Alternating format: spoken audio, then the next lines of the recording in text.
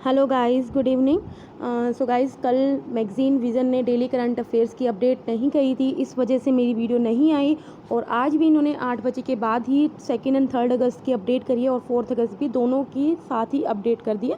4 अगस्त की भी मैं जो वीडियो है थोड़ी देर में लेके आऊँगी, नहीं तो कल मॉर्निंग में मैं पक्का लेके आऊँगी। ठीक है, तो चलिए फिलहाल ये 2 एंड 3 अगस्त की है, ये हम शुरू करते हैं। ठीक है, तो इसकी फर्स्ट टॉपिक है global methane budget by the global carbon project release.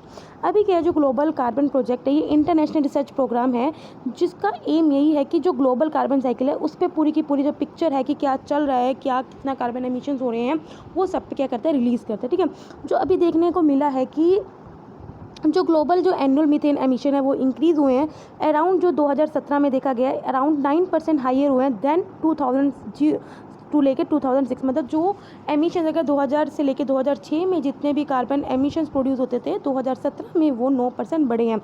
देखा गया है तो by the end of the 2019 concentration of methane in atmosphere reach around 187.5 parts पर billion, more than 2.5 times pre industrial level.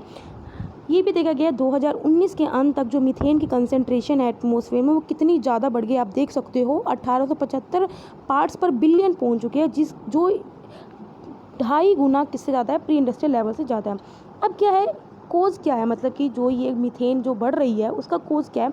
Agriculture और waste जो इसमें ज़्यादा contribution 60% है, फॉसिल फ्यूल्स का इसमें कंट्रीब्यूशन 40% है। पर ये देखने को मिला है जो बायोमास और बायोफ्यूल बर्निंग की वजह से जो मीथेन प्रोड्यूस होती है उसमें थोड़ा स्लाइट डिक्रीज देखने को मिला है। कौन से जो एरियाज़ हैं वो सबसे ज़्यादा मीथेन को प्रोड्यूस कर रहे हैं, ज़रा देख लेते हैं। अफ्रीका और मिडल ईस्ट, फिर उसके बाद चाइना और साउथ एशिया और ओशनिया। ठीक है, ओशनिया मेनली ऑस्ट्रेलिया को भी बोलते हैं। ये जो 4 भी रीजन्स हैं वो सबसे ज़्यादा मीथेन को प्रोड्यूस कर रहे हैं। मीथेन सिंक्स भी इंक्रीज हुई हैं। देखो गाइस, मीथेन सिंक्स क्या होती हैं, जिस तरह कार्बन सिंक्स होती हैं, जैसे जो मेनली जो एमिशंस है ना उनको कैप्चर करती हैं। लाइक आपका सोयल हो गया, ठीक है, आपके जो मतलब कि पेड़ हो गए या फिर ओशंस हो गए, ये मेनली क्या करते हैं, आपकी जो गैसेस एमिशंस होते हैं उनको सिंक करते हैं, कैप्चर करते हैं। तभी बोलते हैं कि यार एफोरेस्टेशन करो, ठीक है, अपने एनवायरनमेंट को प्रोटेक्ट रखो, क्योंकि ये क्या करते हैं, बहुत मात्रा में जो आपका कार्बन है ना उसको क्या करते हैं, कैप्चर करते हैं। ठीक है, तो ये देख लें जो मीथेन सिंक्स हैं वो इंक्रीज़ हुए हैं। अब जरा मीथेन के बारे में पढ़ लेते हैं। मीथेन है क्या, मीथेन एक पोटेंट ग्रीन हाउस गैस है। ये CO2 से मतलब कि देखा गया 84 to 86 टाइम्स स्ट्रॉन्गर होती है और and is the second biggest contributor to the human cause global warming after CO2। मतलब सबसे ज़्यादा तो हम CO2 एमिट करते हैं और उसके बाद जो हम सबसे ज़्यादा एमिट करते हैं वो हमारी मीथेन है। मीथेन एटमॉस्फेयर में 9 साल तक रहती है as an average and it is typically destroyed, और ये केमिकल रिएक्शन के थ्रू डिस्ट्रॉयड हो जाती है और CO2 और वाटर में फिर ये कन्वर्ट हो जाती है। इसका relatively small portion is also consumed by bacteria in soil. जो सॉइल्स के अंदर जो बैक्टीरिया है वो भी इसका स्मॉल पोर्शन क्या करते हैं, कंज्यूम करते हैं। अब मीथेन मिटिगेशन करके हमें बहुत ज़्यादा बेनिफिट मिलेगा। ऑफकोर्स क्लाइमेट को तो बेनिफिट मिलेगा, साथ में साथ हमें इकोनॉमिकली, हेल्थ और एग्रीकल्चर भी बेनिफिट्स मिलेंगे that are highly complimented to the CO2 mitigation. ठीक है, सो आई होप आपको पता चले। देखो इसमें यही बोला है किस तरह से ग्लोबल मीथेन बजट क्या बढ़ा है। देखो ये जो रेड में है ये एंथ्रोपोजेनिक एक्टिविटी, मतलब कि मैन मेड एक्टिविटी से कितना हमारा बड़ा, fossil fuel production and use देख लेते हैं कितना बड़ा है हमारा। ठीक है, ये इन्होंने बताया है जो टन पर ईयर के हिसाब से बताया। ठीक है, एग्रीकल्चर एंड वेस्ट से कितना बढ़ रहा है। ठीक है, और ये जो है बायोमास है, बायोफ्यूल बर्निंग से कितना बढ़ रहा है। ये कुछ है जो नेचुरल है वेटलैंड्स की वजह से या फिर अदर नेचुरल इमिशन की वजह से। ठीक है, तो ये कुछ क्या इन्होंने डाटा शो किया है कि किस तरह से जो मीथेन का हमारा जो एमिशंस है वो बढ़ रहा है due to the different reasons. ठीक है, मेनली हमने देख लिया कॉन्ट्रीब्यूशन एग्रीकल्चर है और फॉसिल फ्यूल्स है, इनकी वजह से ज़्यादा बढ़ रहा है। तो ये चलो आगे बढ़ते हैं। Provisions of the contempt of courts act 1971 challenge in supreme court. अभी क्या है, एक पेटिशन है, एक पेटिशनर ने पेटिशन फाइल करी है सुप्रीम कोर्ट में और उन्होंने बोला है जो कंटेम्प्ट ऑफ कोर्ट है ना वो कहीं ना कहीं जो फंडामेंटल राइट है हमारा आर्टिकल 19 उसको वायलेट करता है। तो ये पढ़ लेते हैं अच्छे से। Petitioner contended that the contempt of court का जो सेक्शन है, section 2 clause C is violative of the freedom of speech under the article 19 of the constitution and effectively gags discourse on matters of the public importance. और जो भी public importance related matters हैं उन्हें कहीं ना कहीं वो क्या करता है, ब्लॉक करता है। गैग्स का मतलब है ब्लॉक करना। ठीक है, जो सेक्शन 2 है इसका कंटेम्प्ट ऑफ कोर्ट एक्ट का, ये करता है अगर आप कोई भी मैटर क्या करो पब्लिश कर दो कहीं भी जर्नल में, न्यूज़पेपर में, उसको क्या करता है, क्रिमिनलाइज करता है, जिस वजह से क्या हो, ताकि कोर्ट की जो अथॉरिटी हो उसको हम लोअर ना कर सके, उनको कोई हानि ना पहुंच सके। इसलिए क्या करता है, किसी भी मैटर के पब्लिकेशन को वो क्या करता है, क्रिमिनलाइज करता है। कंटेम्प्ट ऑफ कोर्ट क्या है वैसे आपको पता ही होगा, फिर भी पढ़ लेते हैं। देखो कंटेम्प्ट ऑफ कोर्ट का मतलब यही होता है ताकि आप जो कोर्ट को प्रोटेक्ट कर सके from any attack that lower it's, जो इसकी अथॉरिटी को क्या कर सके, हानि पहुंचा सके, या फिर जो इसकी पब्लिक इमेज को डिफेम पहुंच सके, या फिर पब्लिक जो एक भरोसा है, लाइक जैसे आप आम जनता को जो सुप्रीम कोर्ट या जो कोर्ट के ऊपर जो भरोसा है वो बना रहे, वो खोए ना। तो इस वजह से क्या कंटेम्प्ट ऑफ कोर्ट क्या करता है, प्रोटेक्ट करता है and make the public lose faith in its impartiality. जो कंटेम्प्ट ऑफ कोर्ट है ये one of the reasonable restriction, मतलब कि ये जो बोलते हैं ना पॉजिटिव रिस्ट्रिक्शन है under the article 19(2) of the fundamental right. ठीक है, देखो आर्टिकल 129 के अकॉर्डिंग सुप्रीम कोर्ट के पास पावर है कि अगर कोई भी कंटेम्प्ट ऑफ कोर्ट करता है तो उसे पनिश कर सकता है। उसी तरह हाई कोर्ट के पास भी पावर है अंडर आर्टिकल 215। ठीक है, तो आपको पता होना चाहिए सुप्रीम कोर्ट हाई कोर्ट दोनों के पास पावर है कंटेम्प्ट ऑफ कोर्ट के मैटर में पनिश करने के लिए, क्योंकि ये यूपीएससी में पूछ लेते हैं कि क्या सिर्फ सुप्रीम कोर्ट के पास पावर है, तो आपको पता होना चाहिए कि नहीं, सुप्रीम कोर्ट और हाई कोर्ट दोनों के पास पावर है। ठीक है, जो कंटेम्प्ट ऑफ कोर्ट एक्ट है give statutory backing to the contempt of court. अब जब आपको पढ़ लेते हैं, देखो दो तरह के ये होते हैं, आपको पता है सिविल भी हो सकता है कंटेम्प्ट और क्रिमिनल। सिविल कंटेम्प्ट में ये होता है अगर कोई भी क्या है कोर्ट के ऑर्डर को मान नहीं रहा है या उसे डिसोबे कर रहा है या जानबूझ के क्या कर रहा है, जो कोर्ट ने ऑर्डर दिया उसको जानबूझ के क्या कर रहा है, ब्रीच कर रहा है, उसको मतलब कि पालन नहीं कर रहा है। ठीक है, क्रिमिनल कॉन्टेक्ट क्या कर रहा है, या तो उसने कुछ ऐसा बोल दिया है या उसने ऐसा राइटन कर दिया, वर्ड्स रिटन और स्पोकन, या फिर कुछ ऐसा साइन है, उसके एक्शंस हो रहे हैं जिस वजह से जो अथॉरिटी ऑफ कोर्ट है उसको लोअर करा जा रहा है, या फिर वो जुडिशियल प्रोसीडिंग में इंटरफेयर कर रहा है, या फिर वो जस्टिस का जो एडमिनिस्ट्रेशन है उसको कहीं ना कोई ऑब्स्ट्रक्ट कर रहा है या उसमें इंटरफेयर कर रहा है, तो उसे हम क्या बोलते हैं, क्रिमिनल कंटेम्प्ट करते हैं। तो आपको पता ना चाहिए कंटेम्प्ट ऑफ कोर्ट भी दो तरह के होते हैं, और सिविल और क्रिमिनल। ठीक है, तो गाइस हमने ये न्यूज़ में पढ़ा, ये न्यूज़ में मेनली यही था कि जो सेक्शन 2 है जो कंटेम्प्ट ऑफ कोर्ट एक्ट का, वो कहीं ना कहीं क्या कर रहा है, वायलेट कर रहा है फ्रीडम ऑफ स्पीच को अंडर आर्टिकल 19। बाकी हमने ये भी पढ़ लिया कि जो कंटेम्प्ट ऑफ कोर्ट है वो एक रीजनेबल रिस्ट्रिक्शन है under article 19(2) on the fundamental right. ठीक है, तो ये आपको पता होना चाहिए बेसिक चीज। Green corridor to slash logistic cost. अभी क्या जो ग्रीन कॉरिडोर है वो यूरोपियन यूनियन का कंसेप्ट था जो कि 2007 में इंट्रोड्यूस हुआ था। इसका एम यही था कि जो हम क्या कर सके, जैसे आपको जैसे मालगाड़ी, जैसे आप क्या करते हो, जैसे ट्रक्स में सामान जाते हैं एक जगह से कहीं, जैसे हरियाणा से मुंबई जा रहा है या फिर मुंबई से हरियाणा आ रहा है, तो इसके बीच में जो ट्रांसपोर्टेशन कॉस्ट है या फिर उनको क्या करते हैं, हम उनका टाइम बचा सके और उन्हें एफिशिएंटली और एनवायरनमेंट फ्रेंडली क्या कर सके, ट्रांसपोर्ट करें। तो यही है जो ग्रीन कॉरिडोर था, यूरोपियन यूनियन का कंसेप्ट था, 2007 में इंट्रोड्यूस हुआ, जिसका एम क्या था, at developing integrated efficient and environment friendly transportation of freight between the major hub. Freight क्या होता है, वही मालगाड़ियाँ जैसे ट्रेन होती हैं। ठीक है, बट इसमें क्या है, रोड ट्रांसपोर्ट की मेनली बात कर रहे हैं, मेजर हब्स के बीच में जो इजीली क्या है, जो सामान क्या जा सके, आ जा सके, ट्रांसपोर्ट हो सके। ठीक है, अब अभी क्या है, जो हमारी ministry of commerce and industry है उसने 8 सेक्टर्स आइडेंटिफाई किए including textiles, leather, agriculture, James and jewellery, जहाँ पे वो क्या करेगी, जो ट्रांसपोर्ट और जो वेयर हाउसिंग जो इश्यूज़ हैं उनको रिसॉल्व करेगी, और एक मेगा प्लान बना रही है जिसमें जो हम क्या कर सकेंगे, जो अपनी लॉजिस्टिक कॉस्ट है, मतलब कि जो इतना जो मतलब कि माल को ट्रांसपोर्ट करने की जो कॉस्ट है, जो अभी फिलहाल जो 13 से 14% जीडीपी है, उसको हम घटा के कितना कर सके, 10% ऑफ जीडीपी। ठीक है, तो यही बोला है जो ग्रीन कॉरिडोर्स की वजह से जो हमारी लॉजिस्टिक कॉस्ट है वो हम क्या कर सके, अपनी घटाना चाहते हैं। ठीक है, अभी क्या क्या मेजर्स जो कॉमर्स ऑफ इंडस्ट्री ने क्या लिए हैं, क्या प्रपोज किया, देखो एक तो इलेक्ट्रॉनिक टोलिंग इंट्रोड्यूस करेगी, ये ऑलरेडी आई थिंक कर चुके हैं, आपको पता है फास्ट ट्रैक ऑलरेडी इंट्रोड्यूस हो चुका है। इससे ट्रक्स को क्या है, इतनी लंबी लंबी जो कतारें हैं उसमें खड़ा नहीं होना पड़ेगा।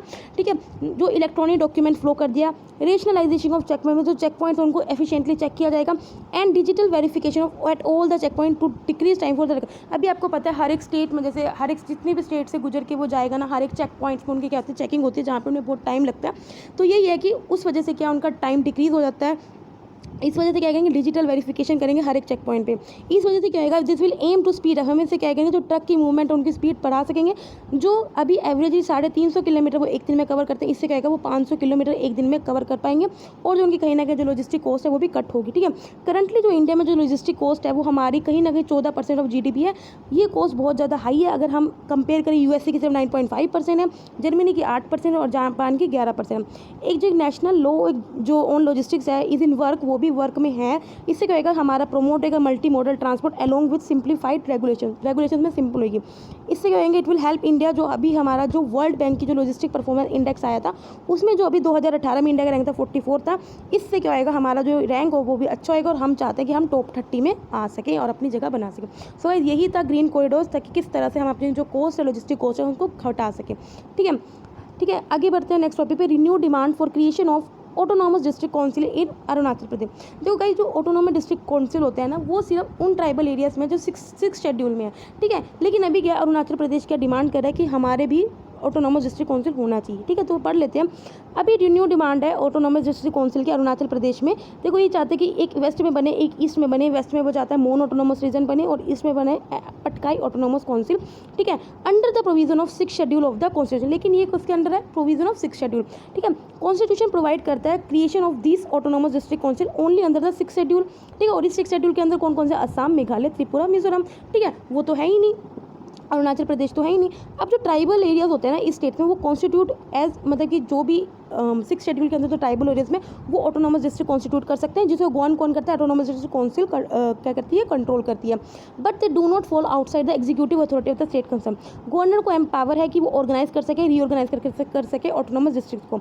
जो भी पार्लियामेंट के एक्ट्स होते हैं, स्टेट लेजिस्लेचर के एक्ट्स होते हैं, वो इन ऑटोनॉमस डिस्ट्रिक्ट पे अप्लाई नहीं होते, और अगर अप्लाई होते हैं वो कुछ मॉडिफिकेशन या कुछ एक्सेप्शंस के साथ अप्लाई होते हैं। ठीक है, अरुणाचल प्रदेश ने अभी तक मतलब कि उसको ये कॉन्स्टिट्यूशनल बेनिफिट नहीं मिला। देयरफॉर जो क्रिएशन ऑफ जो ये MAR और PAC है, उनको पहले कॉन्स्टिट्यूशनल अमेंडमेंट चाहिए, या तो पहले 6 शेड्यूल को अमेंड करके हम क्या कर सके, जो अरुणाचल प्रदेश है उसको भी 6 शेड्यूल में ऐड करें। ठीक है, तभी वो कर सकते हैं। तो पहले जो स्टेट असेंबली ने ऑलरेडी 2 रेजोल्यूशन पास कर रखे हैं, 2004 में, 2007 में, ताकि वो PAC को क्रिएट कर सकें। लेकिन उसके बाद क्या कर सके, उसको क्या किया था, उसको सेंटर पर फॉरवर्ड किया था अप्रूवल के लिए, लेकिन वो अभी तक क्या है? पेंडिंग पड़ा है। 2014 में भी सेंटर ने एक 4 मेंबर की हाई लेवल कमेटी कॉन्स्टिट्यूट करी थी इस मैटर में क्या करने के लिए? डिस्कशन करने के लिए, लेकिन उसके बाद भी कुछ नहीं बना। तो गाइस यही बात है कि अभी दोबारा इस पे कुछ डिस्कशन हो रही है कि किस तरह से अरुणाचल प्रदेश में ये जो 2 ऑटोनॉमस डिस्ट्रिक्ट काउंसिल है वो बन सके। ठीक है, अगले नेक्स्ट न्यूज़ पे चलते हैं अपना। Actions of Rajasthan governor in focus. अभी क्या हुआ, जैसे काउंसिल ऑफ मिनिस्टर्स ने बोला, जो मतलब राजस्थान की स्टेट असेंबली है उनके काउंसिल ऑफ मिनिस्टर्स ने गवर्नर को बोला कि आप सेशन को समन करें। आपको जैसे पता है कि पार्लियामेंट में प्रेसिडेंट के पास पावर होती है किसी सेशन को समन करने की, उसी तरह स्टेट असेंबली में गवर्नर के पास पावर होती है सेशन को समन करने की। तो काउंसिल ऑफ मिनिस्टर ने बोला गवर्नर को आप समन करो, लेकिन राजस्थान के जो गवर्नर थे उन्होंने क्या कर दिया? इस बात को मना कर दिया, जिस वजह से कुछ कॉन्ट्रोवर्सीज हैं जो कि अभी क्या आ गई है? ठीक है, लाइट में आ गई हैं। तो पढ़ लेते हैं। Recent controversy in the Rajasthan around governor's refusal to summon a session as desired by the council of minister has brought in light certain issues. ठीक है, अब क्या है, तो गवर्नर की जो पावर है समून करने की, वो डिस्क्रिशनरी पावर नहीं होती। डिस्क्रिशनरी पावर तभी हो सकती है अगर चीफ मिनिस्टर क्या हो, मेजोरिटी अगर इंजॉय ना करो। लेकिन राजस्थान में तो हाउस मेजोरिटी में है, तो क्या है, वहाँ पे गवर्नर अपनी मनमर्जी नहीं कर सकता। ठीक है, तो ये सुप्रीम कोर्ट ने 2016 में रूल कर दिया था कि गवर्नर के पास ऐसी कोई डिस्क्रिशन नहीं है in the matter of summoning the house under article 174, अगर चीफ मिनिस्टर मेजोरिटी हाउस में इंजॉय कराओ। देयरफॉर इसको वो क्या है, जो 8 एंड एडवाइस ऑफ कैबिनेट के अराउंड क्या है, बाउंड है। ठीक है, तो उसको करनी चाहिए थी, लेकिन उसने नहीं करी, इस वजह से ये पहला इशू खड़ा हुआ। दूसरा क्या है, governments power to set an agenda for the session. Rajasthan का गवर्नर क्या कह रहा है कि मुझे पर्पस बताओ कि आपका सेशन को कॉल करने का पर्पस क्या है, वो नो करना चाह रहा है। लेकिन कैबिनेट बाउंड नहीं है कोई भी स्टेट करने का, में कि उसको आंसरेबल नहीं है या अकाउंटेबल नहीं है कि वो क्यों बताए गवर्नर को क्या एजेंडा है। ठीक है, एजेंडा जो है वो डिसाइड कौन करता है, वो बिजनेस एडवाइजरी कमेटी करती है, जो कि स्पीकर के द्वारा प्रिसाइड करती है, तो उसमें गवर्नर का कोई रोल नहीं है। ठीक है, तो दूसरा इशू ये है। तीसरा इशू है, Rajasthan governor insistent on the 21 day notice for the session. अब राजस्थान का गवर्नर क्या बोल रहा है कि अरे नहीं, सेशन को कॉल करने के लिए पहले 21 दिन चाहिए, और ये इन्होंने मुझे 21 दिन नहीं दिए। ठीक है, देखो जो रूल ऑफ 21 डे नोटिस है, बाद में इसको 15 दिन का नोटिस में चेंज कर दिया था। वो क्या था, वो पहले सेटअप किया गया था लोकसभा के द्वारा, लेकिन फिर दूसरी बार कुछ स्टेट लेजिस्लेचर असेंबलीज ने भी क्या कर लिया था, उसको अडॉप्ट कर लिया था। ठीक है, ये मेनली नोटिस पीरियड हम तब करते हैं जब कुछ क्वेश्चंस को हमने क्या करना, मतलब कि अर्जेंट टाइप के क्वेश्चन हो उन्हें हम करना हो। ठीक है, लेकिन देयर हैव बीन इंस्टेंसेस, लेकिन बहुत बार ऐसा हुआ है जब सेशंस को समन किया गया एट अ शॉर्ट नाइट। ठीक है, further experts have also argued that this matter is not in governors domain. फिर भी कुछ एक्सपर्ट्स ने ये बोला कि फिर भी ये जो 21 दिन वाला जो नोटिस वाला चीज़ है ना, ये गवर्नर के डोमेन में आता ही है, तो गवर्नर क्यों भाई इस बारे में सोच रहे हैं। तो ये कुछ इश्यूज़ हैं जो कंट्रोवर्सीज में आए हैं, जो गवर्नर ने क्या किया, राजस्थान के गवर्नर ने काउंसिल ऑफ मिनिस्टर्स के कहने पे सेशन को संबोधन नहीं किया। ठीक है, तो ये आपको पता होना चाहिए कि कॉन्स्टिट्यूशनल स्टेटस क्या है, कॉन्स्टिट्यूशन आर्टिकल 174 के अंडर है, तो ये आपको पता होना चाहिए। ठीक है, चलो अभी छोटी छोटी न्यूज़ का समय आ गया। खादी अगरबत्ती आत्मनिर्भर मिशन, अभी हमने पढ़ा था, आई थिंक 2 दिन पहले ही पढ़ा था न्यूज़ में कि किस तरह से अभी अगरबत्ती की जो इम्पोर्ट है उस पर क्या करता है, कहीं ना कहीं रिस्ट्रिक्शन लगा दी। ठीक है, तो यूनियन मिनिस्टर फॉर MSME ने क्या किया है कि एम्प्लॉयमेंट क्रिएट करने के लिए जो अभी अनएम्प्लॉयमेंट माइग्रेंट वर्कर्स हैं, ठीक है, उनके लिए एम्प्लॉयमेंट क्रिएट करने के लिए क्या है, और डोमेस्टिक अगरबत्ती प्रोडक्शन को इंक्रीज़ किया है। ठीक है, मतलब कि वो क्या चाहते हैं, डोमेस्टिकली अगरबत्ती ज़्यादा से ज़्यादा मैन्युफैक्चर हो। इसमें वो किस किस को एम्प्लॉयड करेंगे, जो अभी हमारे जो अनएम्प्लॉयड लोग हैं या फिर जो माइग्रेंट वर्कर्स हैं, उनको क्या करेंगे, एम्प्लॉयमेंट देंगे। इस स्कीम को किसने डिज़ाइन किया था, हमने कल ही पढ़ लिया था उस दिन, khadi and village industries commission ने इसको डिज़ाइन किया था, और किस मोड पे, PPP मोड में, पब्लिक एंड प्राइवेट पार्टनरशिप पे। ठीक है, अब जो KVIC वो क्या करेगा, ऑटोमेटिक जो अगरबत्ती मेकिंग मशीन है वो प्रोवाइड करेगा, साथ में जो पाउडर मिक्सिंग मशीन है वो प्रोवाइड करेगा आर्टिसंस को थ्रू सक्सेसफुली प्राइवेट अगरबत्ती मिक्सचर। जो भी ये अगरबत्ती मैन्युफैक्चर करते हैं उनके थ्रू क्या करेगा, ये मशीन उनको प्रोवाइड करेगा। Who will sign the agreement as the business partner. अब जो KVIC क्या करेगा, इसमें 25% सब्सिडी देगा इन मशीन्स पे, इनकी मशीन की कॉस्ट पे। बाकी जो 75% जो कॉस्ट है वो जो वर्कर है उसे खुद देनी पड़ेगी, लेकिन वो क्या करेगा, वो मंथली इंस्टॉलमेंट्स में आर्टिसंस पे कर सकता है। ठीक है, तो गाइस आपको पता चल गया, अगर 100 रुपये की मशीन है तो 25 रुपये का गवर्नमेंट देगी, बाकी जो 75 रुपये हैं वो अपना वो धीरे धीरे मंथली इंस्टॉलमेंट में वो देता रहेगा। ठीक है, अगले बढ़ते हैं 4 more states UTs link with the one nation one ration card. देखो आई थिंक अभी 2 या 3 महीने पहले ही ऑलरेडी 3 स्टेट्स ने one nation one ration card में ऐड किया था, सिक्किम, मिजोरम और उसने उड़ीसा ने किया था। और अभी क्या 4 स्टेट्स और ने क्या कर लिया, जो one nation one ration card की जो स्कीम है उसमें क्या कर लिया है, ज्वाइन कर लिया। तो कौन कौन से, जम्मू एंड कश्मीर, मणिपुर, नागालैंड, उत्तराखंड। अब इससे क्या होगा, हमारी 24 स्टेट्स और यूटीज हैं जो कि one nation one ration card scheme से क्या होगी, कनेक्ट होगी। देखो one nation one ration card scheme का आपको पता ही क्या है, इससे क्या है, कोई भी जो वर्कर है या जो कोई भी बेनिफिशियरी है वो किसी भी फेयर प्राइस शॉप से, वर्ल्ड की कंट्री किसी भी फेयर प्राइस शॉप से क्या कर सकता है, राशन खरीद सकता है। तो यही है one nation one ration card aims to ensure the delivery of food security entitlement to all the beneficiary covered under the national food security 2030 irrespective of their physical location. उसकी फिर लोकेशन मैटर नहीं करती, anywhere in the country. ठीक है, तो यही था। आगे बढ़ते हैं, pan India 1000 genome sequencing of the SARS-CoV-2 completed successful. अभी ये जो जीनोम सीक्वेंसिंग है वो फिगर आउट करता है कि क्या DNA का न्यूक्लियोटाइड्स क्या है, क्या उसके बेस है, जो क्या करता है, ऑर्गेनिज्म का DNA बनाता है। डिपार्टमेंट ऑफ बायोटेक्नोलॉजी ने ये प्रोजेक्ट को लॉन्च किया था मई में इसी साल। तो सीक्वेंसिंग डाटा को अभी जल्द ही रिलीज़ किया जाएगा in global initiative on sharing all influencer data. ठीक है, जो भी रिसर्चर्स के द्वारा यूज़ किया जाएगा अक्रॉस द वर्ल्ड। इससे क्या होगा, हमारी अंडरस्टैंडिंग इंप्रूव होएगी कि किस तरह से जो वायरस है वो स्प्रेड होता है, या फिर किस तरह से जो वायरस का जो ट्रांसमिशन है उसे हम रोक सकते हैं, prevent the new cases of infection and provide impetus to research on intervention में। और रिसर्च को कहीं ना कहीं क्या करेगा, एक बूस्ट देगा कि किस तरह हम रिसर्च बढ़ा सकते हैं। ठीक है, तो यही है कोविड-19 बायोरिपोजिटरी। अभी गवर्नमेंट ने क्या किया है, 5 जो डेडिकेटेड कोविड-19 बायोरिपोजिटरीज क्या दिए हैं नेशन को प्रोवाइड किए हैं। ST को किसके द्वारा एस्टेब्लिश किए गए, वो डिपार्टमेंट ऑफ बायोटेक्नोलॉजी के द्वारा। अभी देख लेते हैं 5 कहाँ पे बने हैं। ठीक है, एक तो भाई फरीदाबाद में बना है, that is the translational health science and technology institute. दूसरा बना है भुवनेश्वर में, that is the institute of life science में भुवनेश्वर। एक बना है institute of liver and biological science New Delhi में बना है। National centre for cell science Pune, ये 5 बना है। और 5वां कहाँ बना है, institute for stem cell science and regenerative medicine Bangalore में। ठीक है, अब मेन पर्पस क्या है बायोरिसेप्टर्स का, ये क्या है, जो भी इनएक्टिवेटेड जो वायरस होते हैं उन्हें हम क्या करते हैं, पता लगाएंगे कि वो वायरस इनएक्टिव कैसे हैं, क्लिनिकल सैंपल्स के थ्रू। जैसे आपका जो नेसो और जो नाक से जो भी कोई सैंपल वहाँ से ले सकते हो, स्टूल से, ठीक है, यूरिन से, सलाइवा से, सीरम, प्लाज्मा, PBM से सीरम, इन सबसे क्या है कि वो आपका सैंपल कलेक्ट करके पता लगाएंगे जो वायरस इनएक्टिवेटेड वायरस है उसको पता लगाएंगे। ठीक है, बाराक न्यूक्लियर एनर्जी प्लांट, देखो ये UAE का पहला न्यूक्लियर प्लांट है at the Barakah nuclear power plant. ये इसने क्या क्रिटिकलिटी अचीव करी, क्रिटिकलिटी अचीव मतलब क्या है कि अभी सक्सेसफुल स्टार्टअप हो चुके हैं, अभी ये चेन एक्शन के लिए रेडी है। ये प्लांट कहाँ लोकेट है, पर्शियन गल्फ कोस्ट पे, वेस्ट और आबू धाबी के वेस्ट में लोकेट है। जब ये फुली ऑपरेशनल हो जाएगा, जो इसके 4 रिएक्टर्स हैं उनके पास इतनी कैपेसिटी है कि वो 5600 मेगावाट ऑफ इलेक्ट्रिसिटी क्या कर सकें, जनरेट कर सकें। UAE फर्स्ट कंट्री है अरब वर्ल्ड में जिसने क्या है जो न्यूक्लियर पावर प्लांट को क्या करा, डेवलप किया। और वर्ल्ड वाइज ये क्या है, 33rd nation to develop a civil nuclear power programme. ठीक है, आई होप आपको समझ में आ रहा हो। लास्ट पढ़ते हैं ढोल एशियाटिक वाइल्ड डॉग, देखो ये जंगली कुत्ता है। कर्नाटका, महाराष्ट्र और मध्य प्रदेश ने मतलब कि देखा गया है बहुत अच्छे से इसको कंजर्वेशन किया क्योंकि ये एंडेंजर्ड कैटेगरी में है। तो according to a study, Karnataka, Maharashtra and Madhya Pradesh rank high in the conservation of the endangered dhole. ठीक है, जो ढोल्स हैं वो प्ले करते हैं, बहुत इंपॉर्टेंट है क्योंकि ये बहुत अच्छे मतलब प्रेडेटर है फॉरेस्ट इकोसिस्टम। बट टाइगर के बाद जो ढोल है is the only large carnivorous in India that is under the IUCN endangered category. देखो गाइस, इसकी IUCN कैटेगरी बहुत इंपॉर्टेंट है कि एंडेंजर्ड कैटेगरी में है। ठीक है, Dhole found in wide variety of habitat है, मतलब इसका हैबिटेट बहुत अच्छी जगह है, मतलब कि डिफरेंट टाइप ऑफ जगह में वो रह सकता है, सर्वाइव कर सकता है। जैसे डिसीडियस में भी, एवरग्रीन फॉरेस्ट में भी रह सकता है, एल्पाइन स्टीप में भी रह सकता है। इंडिया पर have support the highest number of dholes in the world, मतलब वर्ल्ड में जो भी डिफरेंट वैरायटी ऑफ ढोल्स हैं उसमें सबसे ज़्यादा क्या करता है, इंडिया सपोर्ट करता है। सो गाइस, ये 2 एंड 3 अगस्त की जो मैगजीन थी, जो करंट अफेयर डेली कंटेंट, तो यहीं पे खत्म होते हैं। अगर आपको अच्छा लगे तो लाइक कर देना और कोई दिक्कत हो तो मुझे कमेंट करना। तब तक बाय बाय।